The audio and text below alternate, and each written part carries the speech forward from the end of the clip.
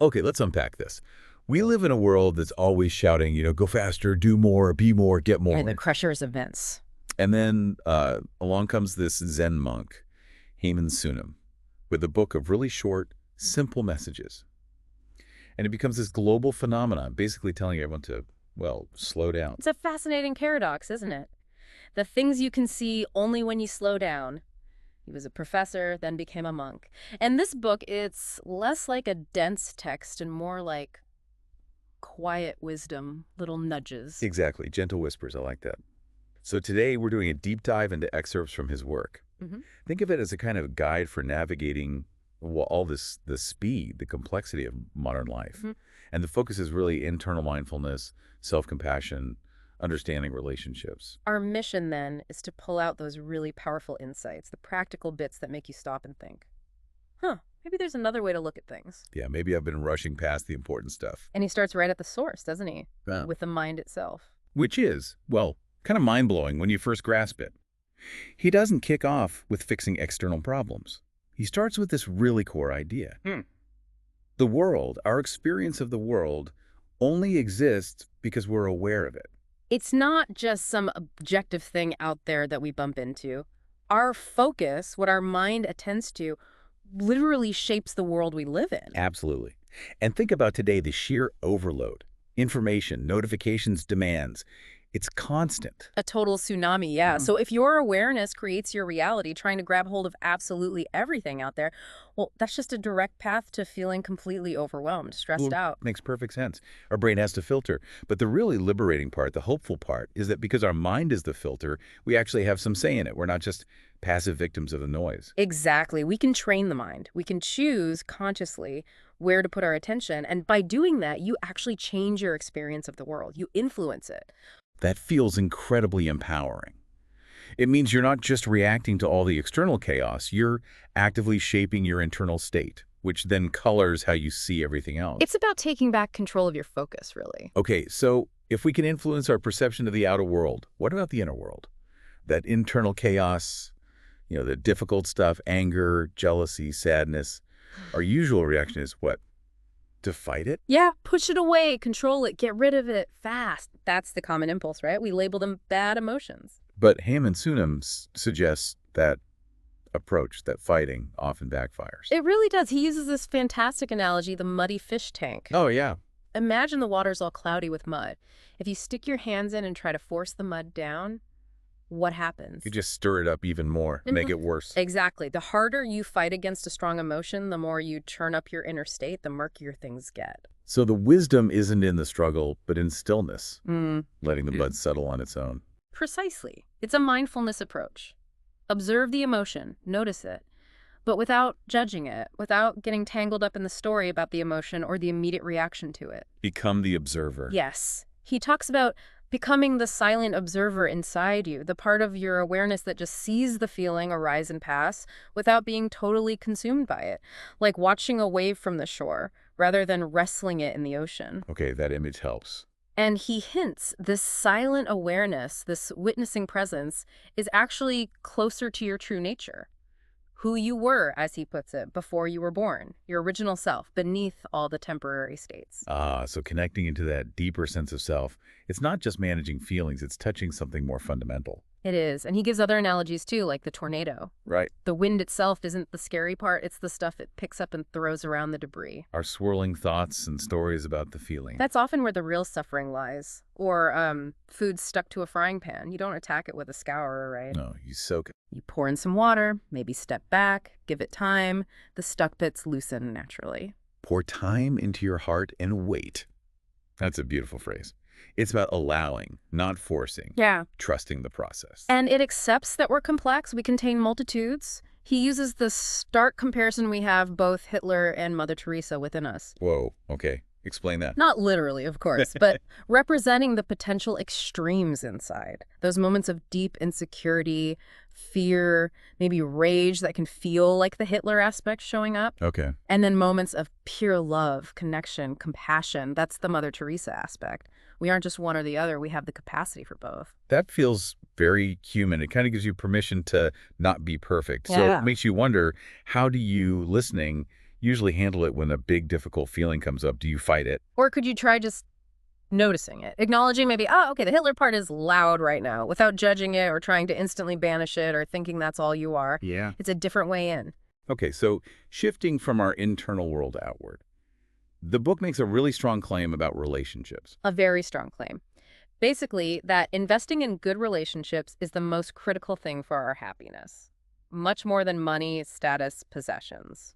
That hits home, doesn't it? Ugh. We pour so much energy into careers, getting stuff, climbing ladders. And Haemin Sunim basically says, look, you can have the dream job, the amazing house, whatever, but if your key relationships are broken or full of conflict, you're gonna be miserable. Yeah. He actually links ongoing relationship problems directly to things like depression and deep despair. So nurturing connection isn't some fluffy extra, it's fundamental. And he uses that story about Mang and the master to show one of the big pitfalls, right? Pride. Yes, Mang comes along all puffed up with his own learning, wanting wisdom. A master gives him some simple advice. Super simple, and Mang just dismisses it. Oh, even a child knows that. Arrogant. So then the master starts pouring tea. And keeps pouring. Overflows the cup, spills everywhere. Mang is like, stop, what are you doing? And the master's response is just brilliant. He says, you know too much tea will ruin the floor, but you don't know that too much knowledge, or rather, the pride from that knowledge will ruin your character. Bam. Right at the pride. Ouch. And then as Mainly leaves, all flustered, he bumps his head. On the doorframe, and the master calls out, if you lower your head, you won't bump into trouble. It's so visual. Humility, respect. They literally help you avoid banging your head against things in life, especially in relationships. And it connects to how we talk about others, too. That idea that speaking badly of someone, it actually harms you the most. Why is that? Because all that negativity, the judgment, the anger, the resentment, it's loudest inside your own head. You're the one marinating in it, like sitting on a roaring motorcycle. The noise damages the rider most. That makes sense. You're carrying it around.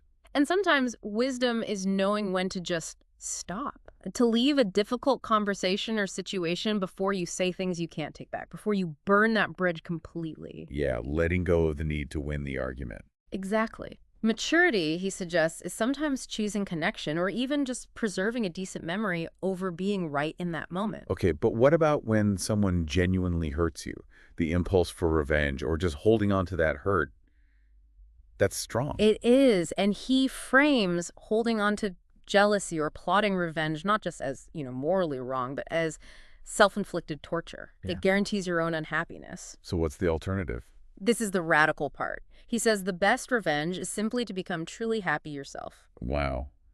Not making them suffer, but focusing entirely on your own well-being and healing. It completely shifts the focus. It takes your power back. And it links to that idea of us being mirrors for each other. Absolutely. If you want people to treat you with respect or kindness or understanding, demanding it rarely works. Right. The most effective way is to be that way yourself.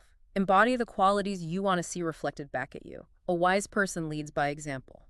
And he underlines how deeply connected we all are. We can't escape it. No. The air we breathe was exhaled by someone else.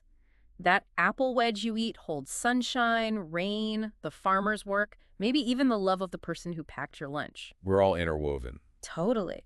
And because of that interdependence, relationships become, as he puts it, the final spiritual test, even for supposedly enlightened people. It's easy to be peaceful alone on a mountaintop, maybe. Relatively speaking, yes. The real challenge, the real practice, is navigating the messy, complicated, sometimes painful, sometimes beautiful interactions with other humans. And even within good relationships, he talks about needing space. Yeah, like Khalil Gibran's image of the pillars holding up a temple roof. They stand together, supporting the same structure, but there's space between them. The clinging too tightly. Trying to hold on out of fear or control that can actually push people away. Sometimes letting go, giving space, paradoxically brings people closer or allows the relationship to breathe. And when problems do come up, which they will. Instead of jumping straight to demands, why don't you understand me? You always do this. Yeah. Try starting with curiosity. Curiosity.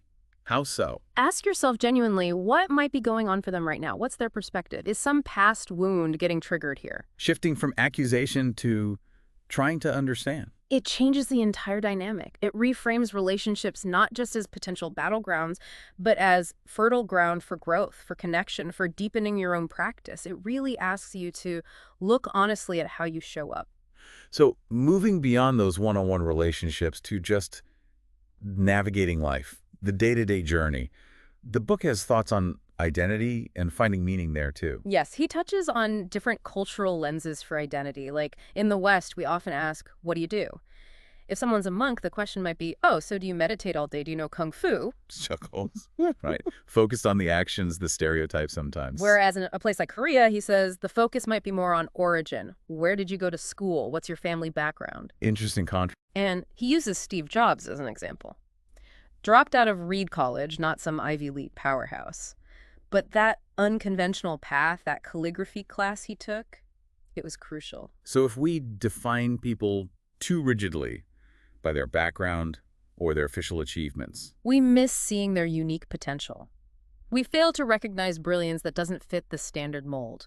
It's a call to look past the labels, the social markers, and see the actual person. and he grounds this in the reality of everyday life, doesn't he? Life isn't just the highlights. Not at all. Most of it is. Ordinary hours. Commuting, chores, waiting, working, the mundane stuff. And happiness isn't about escaping that, is it? No, it's about finding moments of connection or even joy within those ordinary hours. He uses a pizza ad analogy. Don't chase the perfect, idealized life in the ad. Find the simple pleasure in the actual slice of pizza you're eating right now. Be present to the ordinary. Exactly, and engage with where you are. Cultivate a sense of ownership, even small things like picking up a piece of trash. Deal with issues directly. Talk to people face to face if you can, even if it's uncomfortable. Don't let things fester. He also shares these 3 liberating insights he had around age 30. They feel very grounded. They really do. The first one, people are not thinking about you nearly as much as you think they are. Oh, that's a big one. We worry so much about judgment. Right, but most people are wrapped up in their own lives, their own worries. Knowing that is genuinely freeing. Takes the pressure off. Okay, number 2. You can't control everyone, not even the people you love most. You can offer support, advice, love, but ultimately their choices are theirs. Trying to force things is exhausting and doesn't work. Acceptance then. And the 3rd. Sometimes you just have to act despite the difficulty. Complaining about how hard something is, how unfair it is, it just adds another layer of struggle. Acknowledge the difficulty, take a breath, and just do the thing. Take the step. Practical wisdom right there. Yeah. He also suggests making a list. Yeah, a personal list. Experiences just for you. Places you want to see, things you want to learn, concerts, whatever. Things that feed your soul, done purely for yourself, not for show or approval. I like that. And viewing life more like jazz. Improvised jazz. You don't control all the notes life throws at you, the unexpected changes. But you can respond with creativity, with presence, finding your own rhythm within it. And finding meaning often comes through. Helping others, yeah. Volunteering. Yeah.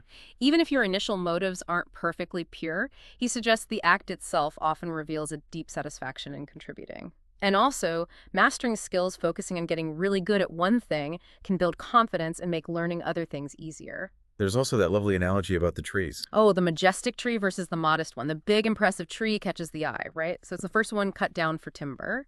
The more modest, unassuming tree hidden in the forest, it gets to live on. It suggests there's wisdom in not always needing to display your virtues or successes.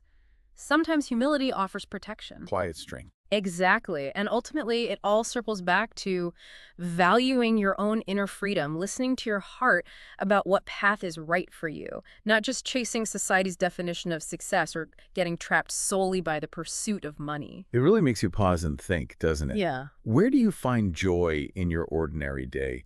What does freedom feel like for you personally? How are you engaging with your life? Big questions. And that leads nicely into the final area the source explores. Deepening what he calls spiritual intelligence. Okay, spiritual intelligence. What does that involve? Well, first he makes a really important distinction about spiritual leaders or teachers. It's fine to admire them, to learn from their wisdom. That's healthy. Right. But don't idolize them. Idolizing means you risk giving away your own power, your own critical thinking. You start treating them like an infallible parent who has all the answers and should solve your problems. Right. The classic metaphor, the finger pointing at the moon. Don't stare at the finger. Yeah. Look where it's pointing. Precisely. The leader isn't the destination. And he talks about needing a balance of 3 kinds of intelligence for true well-being. 3. What are they? Critical intelligence, that's our logic, reason, analysis. Mm-hmm. Then emotional intelligence, understanding our own feelings and empathizing with others. And finally, spiritual intelligence, the search for meaning, purpose, connection to something larger than ourselves. And neglecting one throws things off balance. Definitely. All critical, no emotional. You can be brilliant, but insensitive, cold, all emotional, no spiritual. You might understand feelings, but lack a larger perspective, leading to despair, perhaps. All spiritual, no critical. That's where you can fall into blind faith, dogma, even cults. You need all three working together. A holistic view. Makes sense. He also contrasts surface faith with in-depth faith. Okay, what's the difference there? Surface faith gets caught up in the outer layers, the specific symbols, doctrines, rituals of one particular tradition. And that often leads to conflict, right? My symbols are right, yours are wrong. Yeah, unfortunately common. In-depth faith, though, looks through the symbols, past the specific words and rituals, to the universal truths they're all pointing towards. Things like love, compassion, humility, transcendence. And when you see that, you find harmony and common ground between different paths, rather than conflict. It reminds me of that quote, "He who knows only one religion knows none." Exactly. If you only know your own perspective, you can't truly understand even that. Learning about others broadens your view and often reveals the shared core. Ignorance breeds fear. Understanding fosters connection. And he stresses practice over just believing things. Hugely important. Faith or belief alone can stay purely intellectual, maybe even divisive. But the actual practice, whether that's meditation, prayer, mindful walking, acts of service, whatever it is for you, that's where the rubber meets the road. That's where you experience the shared essence of love and compassion that all the great traditions talk about. The doing unites, while arguing about beliefs can divide. He also describes how prayer can evolve. Beautifully, yeah. It often starts simply asking for things, help, guidance. Then it might shift towards gratitude, just appreciating what is. Then perhaps wishing to become more like the divine qualities you admire, more patient, more loving. And eventually. For some, he suggests, it moves beyond words altogether, into a state of silent, open, pure presence. Just being with the divine, however you conceive that. And prayer isn't just asking for external things. It can be a way inward. Yes, he suggests that when you feel stuck on a problem, turning inward through prayer or contemplation, going beyond just the busy analytical mind, can sometimes unlock a deeper wisdom and intuitive guidance from within yourself. So it's an invitation, really, for each of us to consider. How do we cultivate these different intelligences in our own lives? How might our own search for meaning and connection evolve over time? It really is. Wow. Okay, we have definitely covered a lot of ground here. From how our minds shape reality to handling tough emotions, the absolute centrality of relationships, finding meaning in ordinary life, and deepening that spiritual connection. It all seems to keep circling back to that core idea, doesn't it? Slowing down. Yeah. Slowing down lets you actually see. See yourself, see others, see the world more clearly than when you're just rushing through. Yeah, the constant theme feels like true peace, real happiness. It's less about manipulating the outside world to fit our desires and more about shifting our internal landscape. Our focus, our attitude towards feelings, how we approach people, accepting what is. It's an inside job, fundamentally. And remember, we touched on that silent observer earlier. The awareness that watches thoughts and feelings. He connects sensing that observer, that still awareness within you that isn't caught up in the drama. He connects that to finding your original face. The person you were before you were born, as he puts it. It points to something fundamental, unchanging, beneath all the temporary identities and experiences, that ground of being. We didn't fully unpack that today, but it definitely builds on everything else, looking inward, accepting, recognizing that core nature. It's a deep contemplative thread running through it all. So the question for you listening is, what does all this mean for you? What might happen if you deliberately tried to slow down just a little today? How could sensing that quiet observer within change how you react to the next challenge or how you connect with someone important? It's something to sit with, definitely. A powerful invitation from this wisdom. Thank you so much for joining us on this deep dive today.